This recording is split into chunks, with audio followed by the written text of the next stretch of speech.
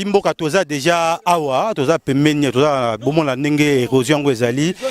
C'est vrai parce que érosion est makasi. Pardon.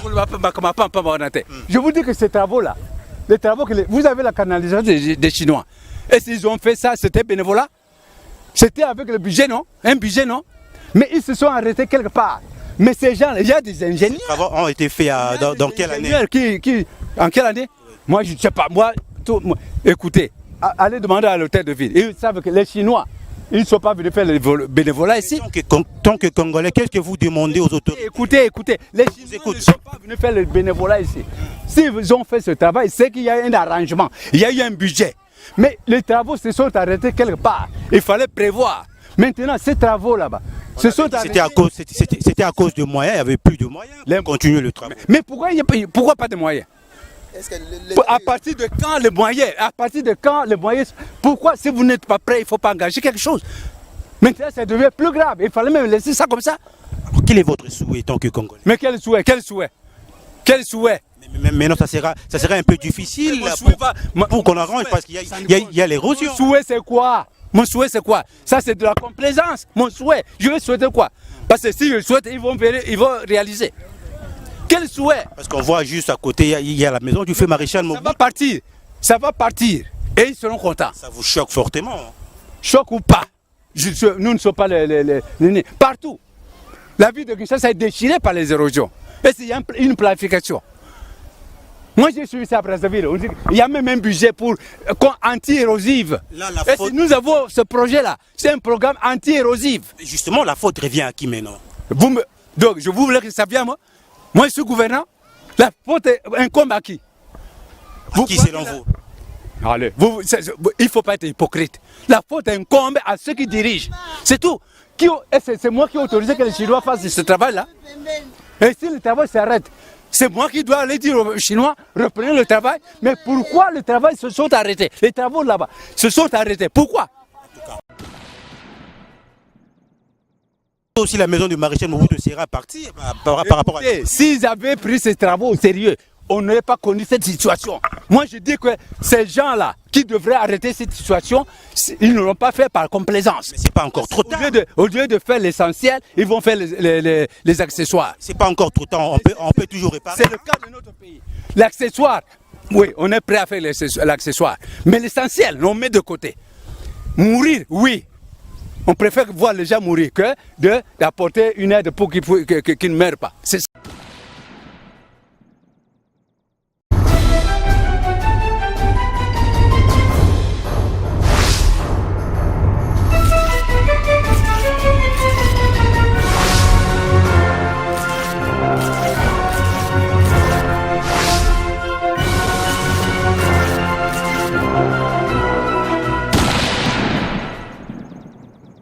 Alors, Baimbo Kanabiso et le monde entier, merci beaucoup pour la confiance. Vous mettez ça à travers site nabino-cleboa.com parce que les lots, vous voyez qu'il y a des événements. Parce que le 14 octobre, il jour où le fait maréchal Mobutu à Botama le 14 octobre 1930, le 14 octobre 2016, jour pour jour, Sokazaiga vivant, Alinga Kokiksa 86 ans, les lois Azalite de Bito Kanisae, nous avons tous à la commune Yabandal. La commune Yabandal, pourquoi? Parce que nous avons une image de Herman, c'est-à-dire il y a le fait maréchal Mobutu avant Naki. Il y a parmi les il y a les bosso avant Naki, awa, la famille n'a pas photo. Il y a un tué, totalement moqué, tout requérir quand même. Moi, témoignage, c'est comment est-ce que au Baïba qui est né, vivre. Moi, témoignage, je vais garder. Il y a le fait maréchal Mobutu avant qu'il y ait na Delvaux. Parce que le belé ami qui est bossé qui biso na image tout ça qui a liboso donc trop quitter on a devant mon la paix deuxième ndako parce qu'après que le mois awa a qui directement na ndako na Delvaux Et si puis le fait Bolikango a benga qui est comme étant petit frère naé a qui nous vend la paix c'est-à-dire à son maranda qu'on a la Delvo boromon a étani ninda ko ane commun pour l'instant tous autres poussent quand même tous maman la biso hein tout le monde bon bazar maman la biso bonjour. Bonjour. On a revenu à so. Ok, bah c'est la place hein, merci beaucoup. Alors on va mouké. Alors, nous avons monsieur Omos, nous avons d'abord comment maman. Maman Nathalie. Et bon maman la biso. Maman Aimé Mokile. Maman Aimé Mokile. Alors, le lot est le 14 octobre 2016. D'abord, date à l'élo. Et je veux quelque chose pour l'amour en la biso. Tiens, naïbi, tiens, na bossani. Oui, bah quand même le fait maréchal Mobutu. Naïbi bien. Oui, quand même date à Botamara. Naïbi, tiens. Alors, les lois allaient mokolo à Botamaka. Le fait maréchal Mobutu, Yozapé à Moana Zahir. Et là, nous allons retenir, il y a le fait maréchal. On va retenir Belé, Eria Zalaki, Ndakune, on est en face. Les allées n'étaient jour anniversaire, jour à fête. Au moins, on a sa maman, on peut savoir un cadeau, on a sa musique à Bangala, ils ont bête, ils ont bin, on a tous les noms à Mickey. En tout cas, c'est un peu 5 ans. Est-ce qu'ils m'ont pas vendu dans l'endroit? Avant de courir souvent, avant d'être ma bande courir, na po comment naé, on a vendu mukene ba travailleur naé. En tout cas, tout ça qui bien courir qui n'a raté, mais qui n'a raté, tout ça qui bien. Mais le maman la biso, bah écoute comment on a ni. Aimé Mokile. Alors maman Aimé Mokile. Le lot au monde là, le lot n'engembo qu'on a besoin côté tambola. Est-ce que les politiciens le lot ba tirer pe ba leçon, il y a makamo et ça maï kala pour que na moya le lot makamo so et ça maï liboso ya ma besoin à soutenir. En tout cas, baza ko retirer les sons en hauteur. Baza ko baluka mingi na mabe au lieu que bazo be exemple ya ba papa oyo bazalaka kala. To boite mabe pe zalaka nango, mais mingi zalaka malamu pona ko zipa mabe mingi pona peuple. Mais babi mutema bomaki mboka pendant 32 ans, ils a fait maréchal mais le lobo comme c'est sous ya poazate to ezeloni. Non, aboma kimboka, oui, ça va. Mais azalaki ko pese sengo, kati ba peuple na ye. Pese sengo la nini? Aye bakindeni na ko bonde la bana na ye, malgré ma be na ye. To kotanga kaka ye mo côté pour entourage na ye pe, o ba cheki na mabe, ye ko pesa lipa. Mais muto akomema lipa kati lipa ndambu abombi. Papa oye bateke ye akataki lipa ndambu abombi. Alors, le lot de date, le lot au Kanissaï, le 14 octobre, date, il y a Botama, ni négociant à la Congolais, tout basé éparpillé à travers le monde. En tout cas, le 14 octobre, on a zalaki papa. Toza ko loba pona fraternité, tozo loba te pona pasi oyo toza nango lelo, mais toza ko loba ke na makambo ya banda ko sala. Azalaki papa ba peuple oyo bazali awa to na mboka libanda, ezali mukolo oyo il faut to lelaka papa wana. To kanisa ka bolamu, to tala kaka mabete, azalaki papa oyo aibe ko pangusa bana pinzoli. En tout cas, et bon pour la corne, et ce babi le loya, est-ce que ça idée bien parce que ne ba kunde musika mboka kuna la Maroc, et mon peut déranger ba congolais belé hein. Teza mabete. Azalé président de la République, à l'écart qui n'a pouvoir, so ba zu corne, ba luki place mo bati, bati le ko bati ki bati ba kasavu tout le monde na ba lumumba, eza mabete. Merci beaucoup. Merci.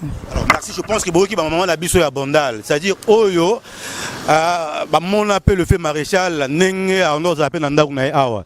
Sigoyo to lobi mutu a bougé parce que réalité a les aratricage té. Ko bougé té la na bien. To kende siko kuna la Delvo na kati. Bon mon na siko na nda kuna ya Delvo et siko le fait maréchal avanda qui n'a pas Bolikango. Tala. La na bien. Au comprendre vraie réalité les lots. Merci. Mboka monde entier, je pense que bozo monde a déjà la bilili na biso, c'est-à-dire na bosenga na bino boza partout à travers le monde boba ki to zonga awa. Est-ce que tout ça là qui première émission awa na Delvo, c'est-à-dire awa bo monde dans la concession Bolikango. Concession Bolikango oyo aza parmi bato ba lutter qui pour toujours indépendance en mboka na biso. C'est-à-dire ndako bo monde villa. Ah, nenge monsieur Rafa, moi papa Bolikango aloba ki ne mission tout ça kamba la simake. Et dans la concession, il y a monsieur Lalou. Monsieur Lalou boka Lalou na Delvo et la concession naé mais papa Bolikango monta sombara yango nenge boyebi. Mais le lot ozongia parce que tout ça le 14 octobre 2016 de Tolobaki ezali mokolo le feu maréchal Mobutu à Botamaka. Ne Tolobaki tozonga pe awa na demande na bino bomona. Ça dit bomona de ande kotango comment. Ah oui, ça a moko infrastructure moko correcte. On est ko aider batu ba les kana ba kendara tisser les mbaou mais les lobots tabino moronenge comme do ah kusoto mekiawa trop kende soki wapi ndaka maréchal Mobutu yango na kuna na ngambo donc après awa to kende kuna na kati ndaka bo mona kuna eza ndaka le feu maréchal Mobutu c'est-à-dire juste après que l'on na bandal ici ka tozalaki directement maréchal Mobutu ayaki kovanda awa na ndako awa mutu apesaki ye passe wana ezalaki papa Bolikango oyo lelo aza monument moto moko takoki kobunga yango alors toza awa na concession Bolikango avant que tokende kuna na ndako ya le feu maréchal Mobutu c'est-à-dire bon na concession Bolikango pourtant babandaka na nzembo indépendance tcha so kinzemba Bolikango na Franco bayokani moto moko ya bongoti kasi po betanga mabokoti alors nde boyokaka Bolikango na Franco c'est-à-dire ndako ya papa Bolikango yango selon ba information tozwaki papa Bolikango anolinga mingi kovanda awa papa Bolikango anolinga mingi kovanda awa oyo ezalaki ndako na ye ande kolinga mingi kovanda awa c'est-à-dire que bozo mon eza ba koko na ye eza famille et si ka pinenge bo mona bango bazali ça va bien comment non Blessing comment maman nan maman Nadine yupo yebaki papa Bolikango koko Bolikango yebaki était ozaki non botamaki te donc eza bon comprendre donc partie ne yango wana partie de l'unité nationale. On est comme moi à partie, il y a le fait papa Bolikango, c'est-à-dire ndakunae concession Bolikango yango. Mais quand même tout ça quand même ba témoignage m'a moqué yaka. OK, bon comprendre ba messani na écranté ba messani na écranté bazo kima eza problème. Papa na biso bonjour. Ngana locataire. Tala ba kolonda. Donc bon comprendre parce que la plupart de mona au bazar on est petit-fils, il y a le fait Bolikango. Mais balingi vraiment kolobaté mais je pense que bango ils ont être maman Moseka. Au pazali mwana ya papa Bolikango. Tous voyez quand même ba témoignage nengezali. Mais pour l'instant, ko bouger dans tout qu'on a manqué au ba image au nengezali. Tala nenge état ya Delvaux nenge komi bon mon érosion. Bon mon banda ko eza ba monument bozana moi idée et puis juste après to kenanda le feu maréchal Mobutu Herman tout ce que le magam alors OK alors ndeto baki toza na bana papa Bolikango o aza monument ya mboka na biso basala ki toujours indépendance lelo na cadre on appelle ba pe moninga pe très proche il y a le feu maréchal Mobutu tout sur la peine bana et maman Moseka Mboto. Bonjour papa. Bonne santé za malamu na ngolo nzambe. Mikole belé ba depuis que to ça qui émission à Liboso na kanisi sika l'équipe déjà moula mi balé to misato. Je crois bien que ça a 2 ans si je n'oublie pas. Maman Seka d'abord lelo le rôle à moi na le fait papa Bolikango na moya lelo na nenge et ya libota sentiment no ezani na nenge boza ko vivre. En tout cas sentiment na ngeza ya désolation. Désolation pourquoi? Parce que jusque-là, tout ça qu'on a qu'à oublier. Les autres résultats mon côté. Donc vraiment, babosa na biso. Tout ça vraiment na qu'à désolation. Est-ce que bino peut approcher à c'est ça aussi les problèmes pour approcher à l'autorité na boké pour poser problème na bino. À tout le monde a dit to approcher ba ondene. Ba moyen ko approcher ba tozo mona ngota. À chaque le 30 juin, babeng ça rabino pour moi et logo mais on a beaucoup profiter pour nous passer information na bino. En tout cas banda le 30 juin bandanga na ban mona te babeng ça biso famille Bolikango boya ko quelque chose ou bien pour na boy na mona nante. Alors na ngina lelo parce que bana pe belé amiki ba botami peut-être ba msu ba ebite ba ka kombo ka Bolikango nde ba ngona banzembo. Papa Bolikango à l'époque a na mboka na biso selon information na ngolo la moi ya papa Bolikango ya zaka nani na mboka na biso wa République démocratique du Congo Zaïre à l'époque. Papa Bolikango azali bato yo babunda mingi pona parmi bato babunda ki pona indépendance na biso. To bazali ki na écurie moko des pionniers indépendance non pilier en mboka na biso so le autosio indépendance vraiment joue qui grand rôle pour na tous indépendance. Est-ce que tu peux poser moko na mboka ministériel là na mboka na biso? Azoé va poser Azaki Nani à l'époque comité central. Oui, Azaki peut l'information, Azaki peut ministre information.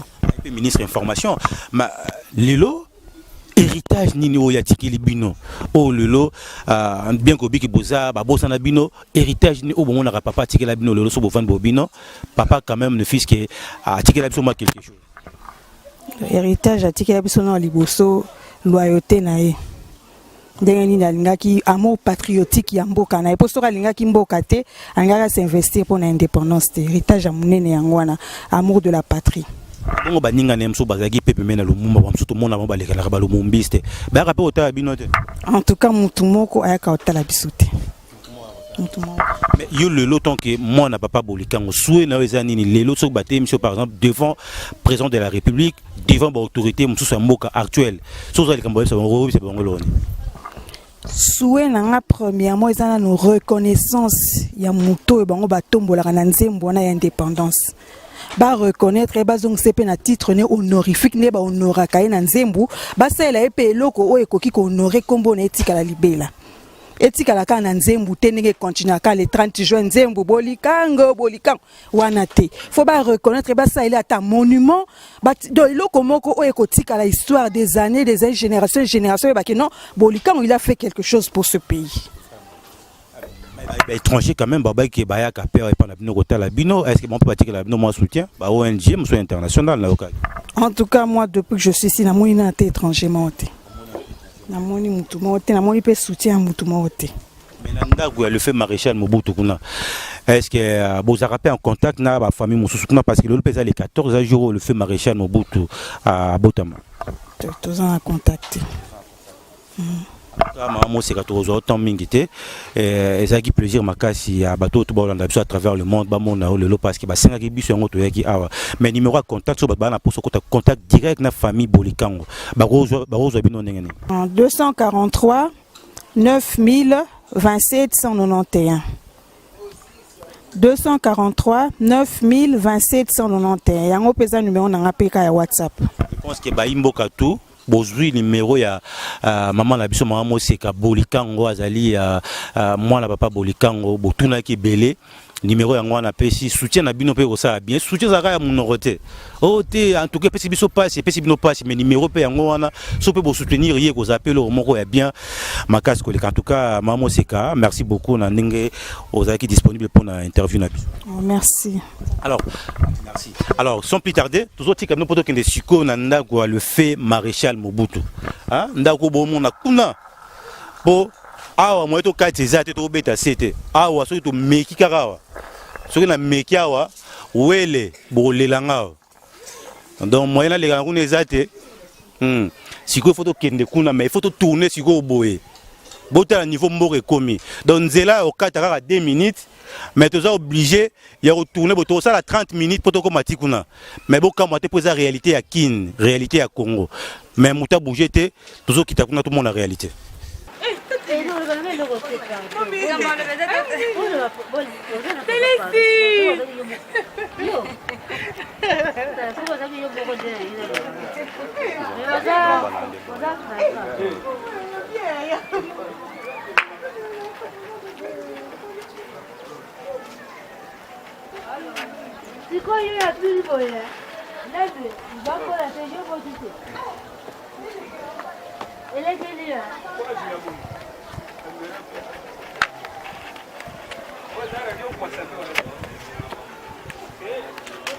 Je pense que beaucoup mon érosion hein, donc tout ça toujours na Delvaux avant que tout soit nzela poto kinde nandaka le fait maréchal Mobutu parce que nzela musu ezate donc nzela ka obo na ba le kanabo hein donc nzela ka yango pour mati kuna Delvaux en plein centre-ville quartier présidentiel hein bon mon la bilo moko était ali donc érosion bozo mona nzela ezaka bien ezaka très très bien infrastructure moko correcte et on est ko aider ba kende tisser les mbao. Mais tu es plutôt qui un jour lobby et que bon à tout et que bon à te maman la biso mbote mbote papa tu moi bino bozo ya bo lembi bozo bunda malemba lembi bochu to de gambila oti gambila to kenda ko loko kuna yango to yeli nzelo etala ngo mabulu ndengeza to zo ena makasi penza et puis sabino pasi makasi papa pasi fale bo bongisile bisoko to Siko bino bokiboki. Toke kaka na lalo. Nino yo senga na bato ba okamba po basa quelque chose. Basala kaka ba bongisa. Merci mingi maman. Papa na biso yo kombo nani? C'est ngana za papa Paulin na zaye vraiment vers dispensaire Grache. Avenue la Lusuka tozana difficulté nzela. Mbula bon mbula ya liboso yango yo tokomi niveau mais soki déjà mbula tokomi pempe na bonne année kasi tokabula tokoma île Maurice. Mais siko po koma boye e bandaki après na ba neni. E bandaki presque na ba 2013 ou 14 oui. 2013 car maman commission ngobo. Oui 2013 commission boy. À partir ndako beleto ba kizara. Kenda à partir ba chinois ba salaka terrasse ba kumaki na ngo fond ya mai ya kalamu te. So ba kumaki na fond ya mai mbele eko provoquer biloko te. À partir ba tika ngo katikati yango nde provoquer ba sandu nyoso ba ndako ekenda ba nzela mwa totambola za société. Tozo na difficulté.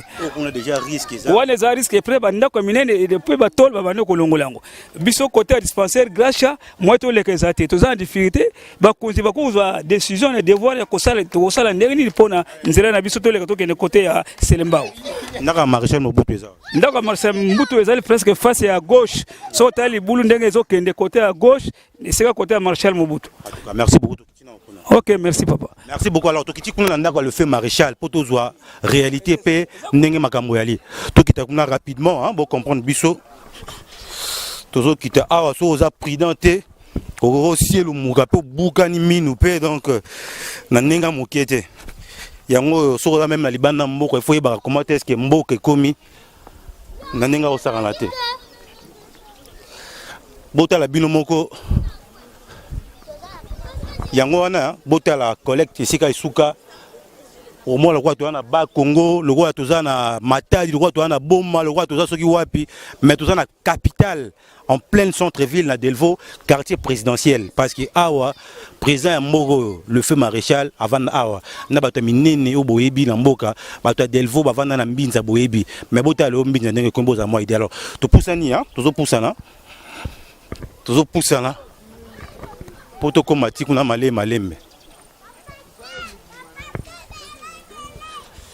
voilà tout bozo monde donc c'est-à-dire moi écoute roloba ezate bo mona bino moko ndenge nini tala image yango ndenge yali donc zamba wana na kati oki na kati na si bokuta ba nyoka ba biloko ndenge na ndenge na ba nini mama obini na banguma bakoma mabe babima koto yo donc bank ça bino mabe il faut bank sanga na za koto te mende na yebeli koto ndenge zalaka na ndenge kombo eza mystique et bon na butu boleka na ndenge na butu ngala leka koto te ponga na uti campus yo uti campus noko na ngaba na ko na koto na butu ko masu très dangereux na butu na ko ya koto te papa donc so mekema na butu ngana ko ya koto te po million ndenga na yebeli yango en tout cas na ndenge koma kutu na ko ya kotuna na kotuna merci beaucoup bon luka moyen en tout cas bo changer soka na niveau moyen ezate merci beaucoup imboka toza déjà awa toza pemenya toza bomo na ndenge érosion ngo ezali c'est vrai parce que érosion eza makasi pardon je vous dis que ces travaux là les travaux que vous avez la canalisation des Chinois et s'ils ont fait ça c'était bénévolat c'était avec le budget non un budget non mais ils se sont arrêtés quelque part. Mais ces gens, il y a des ingénieurs. Les travaux ont été faits dans quelle année en quelle année? Moi, je ne sais pas. Moi, écoutez, allez demander à l'hôtel de ville. Ils savent que les Chinois, ils ne sont pas venus faire le bénévolat ici. Tant que Congolais, qu'est-ce que vous demandez aux autorités? Écoutez. Les Chinois ne sont pas venus faire le bénévolat ici. S'ils ont fait ce travail, c'est qu'il y a un arrangement. Il y a eu un budget. Mais les travaux se sont arrêtés quelque part. Il fallait prévoir. Maintenant, ces travaux là-bas, c'était à cause de moyens, il n'y avait plus de moyens pour continuer le travail. Mais pourquoi pas de moyens? À partir de quand les moyens? Pourquoi si vous n'êtes pas prêt, il ne faut pas engager quelque chose? Maintenant, ça devient plus grave. Il fallait même laisser ça comme ça. Alors, quel est votre souhait tant que Congolais? Mais quel souhait? Mais non, ça sera un peu difficile pour qu'on arrange parce qu'il y a l'érosion. Souhait, c'est quoi? Mon souhait, c'est quoi? Ça, c'est de la complaisance. Mon souhait, je vais souhaiter quoi? Parce que si je souhaite, ils vont réaliser. Quel souhait? Parce qu'on voit juste à côté, il y a la maison du feu maréchal Mobutu. Ça va partir. Et ils seront contents. Ça vous choque fortement? Choque ou pas? Nous ne sommes pas les nés. Partout. La ville de Kinshasa est déchirée par les érosions. Et il y a une planification. Moi, j'ai suivi ça à Brazzaville. Il y a même un budget pour anti-érosif. Et si nous avons ce projet-là, c'est un programme anti-érosif. Justement, la faute revient à qui maintenant? Donc, je vous voulais que ça vienne, moi. Moi, je suis gouvernant. La faute incombe à qui? À qui selon vous? Allez, il ne faut pas être hypocrite. La faute incombe à ceux qui dirigent. C'est tout. C'est moi qui ai autorisé que les Chinois fassent ce travail-là. Et si le travail s'arrête, c'est moi qui dois aller dire aux Chinois, reprenez le travail. Mais pourquoi les travaux se sont arrêtés? Les travaux là-bas se sont arrêtés. Pourquoi? Merci. Alors, merci beaucoup. Donc, il faut comprendre, hein, donc papa est vraiment très émotionné. Il est vraiment très émotionné, comprenez? C'est-à-dire, non loin de l'érosion, le feu maréchal Mobutu. C'est-à-dire, déjà, et qu'il est déjà peine aussi là, il y a un papa Zoloba, c'est-à-dire, donc il faut dire, complaisance de Zoloba, c'est-à-dire, c'est vraiment regrettable. Mais Ndako est un monument. Parce que juste après, hein, donc juste après, Kolomba, le feu maréchal Nabandal, il y a le fait. On vient de là, on vient de prendre les enfants de Papa Bolikango. C'était dans un ancien quartier, c'est de suite. Écoutez, le feu maréchal Mobutu était entré ici dans quelle année? Quoi? Le feu maréchal Mobutu était entré ici dans quelle année? Ça ne vaut pas la peine de poser ce genre de questions. Voyez la situation en face de vous. Voyez, en quelle année c'est quoi ça? Demandez-moi. Ce qui vous intéresse, c'est seulement. Ils sont arrêtés. Je vais vous dire, ils se sont arrêtés à partir peut-être 2012, 2013. Bientôt aussi la maison du maréchal Mobutu sera partie par rapport à. S'ils avaient pris ces travaux au sérieux, on n'aurait pas connu cette situation. Moi, je dis que ces gens-là qui devraient arrêter cette situation, ils ne l'ont pas fait par complaisance. Mais c'est pas encore trop tard. Au lieu de faire l'essentiel, ils vont faire les accessoires. C'est pas encore trop tard. On peut toujours réparer. C'est le cas de notre pays. L'accessoire. Oui, on est prêt à faire l'accessoire. Mais l'essentiel, on met de côté. Mourir, oui. On préfère voir les gens mourir que d'apporter une aide pour qu'ils ne meurent pas. C'est ça. Nous, on vient toujours après. Mais est-ce que la famille de maréchal Mobutu habite ici? Non, ce n'est pas la famille Mobutu. Mobutu avait déjà vendu cette maison. C'est vrai? Mais oui, ce n'est pas la famille de Mobutu. Là, c'est pas Papa Bolikango est là. Oui, c'est ça, c'est sa famille. Ici, Mobutu avait déjà vendu sa maison il y a longtemps. Il avait vendu ça à qui? C'est le quartier qui a été habité par... Qui fut le ministre des Affaires étrangères. Avec Pocha, tout comme ça. Ça, c'est le quartier habité par Mouzagwa, Pocha, tout comme ça, Mobutu, tout comme ça. Okay. Et jusque là, vous allez voir même la maison de Maman Cissé. Maman Cissé, la femme... De l'autre côté là-bas. Mais oui. Ouais. C'est le quartier oublié, tout comme ça. Vous voyez? Moi, je n'ai rien à dire. Hein. Je n'ai rien à dire. Tout ce que je peux dire, hein, c'est que nous ne prenons pas des choses au sérieux. Quand on voit une ville qui se déchire, voyez même le cas de l'eau. Nous, ici au Congo, nous ne devons pas souffrir de cette situation. Ici, il n'y a pas de difficulté. Nous ne sommes pas au Sahel. Nous ne sommes pas au Sahel. Ici à Delvaux. Est-ce que vous avez des problèmes d'eau? Écoutez, je vous dis la vérité. Écoutez, nous avons le fleuve Congo qui traverse la ville. Plusieurs rivières. Est-ce que nous, on devrait connaître cette situation-là? De stades, l'eau, l'électricité, tout ça. Si on ne prend pas les choses au sérieux, voilà ce qui arrive. C'est tout. Pour moi, je dis ça. Mais aujourd'hui, tant que Congolais, c'est le 14 octobre, le jour de naissance de maréchal Mobutu. Ça vous dit quelque chose? Vous dites quoi? Aujourd'hui, c'est le 14 octobre, c'est le jour de naissance du maréchal Mobutu. Vous, tant que Congolais, vous... Ça ne m'intéresse pas par rapport à ce que vous êtes venu faire. Ce n'est pas pour chercher à voir si Mobutu a fait. Non. Nous, c'est nous, la situation que nous voyons maintenant. Vous voyez la ville qui est déchirée. Donc ce qui vous intéresse, c'est seulement l'érosion. Vous voulez... Ça fait plaisir à qui? Ça fait plaisir à qui? Au gouvernant? Donc on peut dire que c'est vraiment la honte pour notre pays. Mais comment pas? Quand vous voyez vos enfants marcher pieds nus, tout comme ça. Les gens du Sahel, hein, ils ont besoin d'eau. Je crois que les gens de Burkina Faso, les tout consorts, qui ont besoin d'avoir de l'eau, qui sont au Sahel, et bien, qui arrivent même à faire fructifier leur agriculture, hein, il faut les féliciter. Mais nous, on n'a pas besoin d'aller chercher. Les rivières sont partout. C'est question d'avoir une planification, une bonne planification. Merci beaucoup, papa. Donc, comprenez, donc c'est-à-dire, il y a vraiment l'émotion, c'est-à-dire, c'est par ici que nous mettons un point final à travers cette émission. Je pense qu'il n'y a rien à dire, il n'y a pas trop de commentaires à faire. Je pense que vous avez écouté les avis sont partagés. Burkina papa zolo c'est-à-dire ça vraiment déchaîné tant que congolais, tant que zaïrois, il y a coupé sa vie naé mais ndako bomona ndaka le feu maréchal Mobutu information aux unes papa lobby basi batekango déjà kala. C'est-à-dire après que l'on a la bandale ayaki awa mutapesa qui passe wana le fait papa bolikan tout nanda kuna kuna oui, on vient déjà de là. Mozagua c'est là-bas, poche là-bas. C'était un quartier habité par les blancs. C'était un quartier habité par les blancs, surtout monsieur surtout monsieur Lalou qui fit aussi un grand homme dans le Lalou, c'est le propriétaire de cette maison. OK. Oui, l'avenue Lalou, lui il habitait ici. C'est pourquoi cette avenue a pris le nom de Lalou. Donc Mobutu avait acheté cette parcelle à monsieur. Oui, à monsieur Lalou. Voilà. OK. Et il a vendu. Il a acheté encore une autre parcelle là-bas. C'est là où il a placé sa femme, Maman Cessé. Et ici, c'était là où il a placé sa femme, sa mère, Maman Yemo. Hein. Voilà. Après, il a vendu, c'est tout.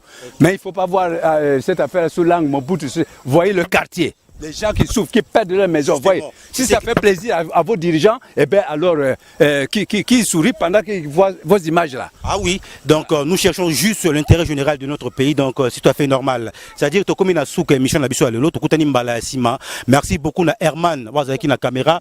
Moi, sur Monstre, la noblesse, je crois qu'il vous a toujours scotché et puis à Brozala, de suite, oui, papa. Je suis parmi les notables de ce quartier. Nous avons écrit, j'ai une documentation là-bas. Nous avons au gouverneur, à tous ces ministres, même aux grands travaux et tout qu'on sort. Merci beaucoup. Parce que ce travail là-bas, le pont là-bas qui vient de céder, qui a construit ça, c'est génie civil, génie militaire plutôt. Merci beaucoup. Mais nous avons alerté l'autorité pour éviter les dégâts. Merci beaucoup.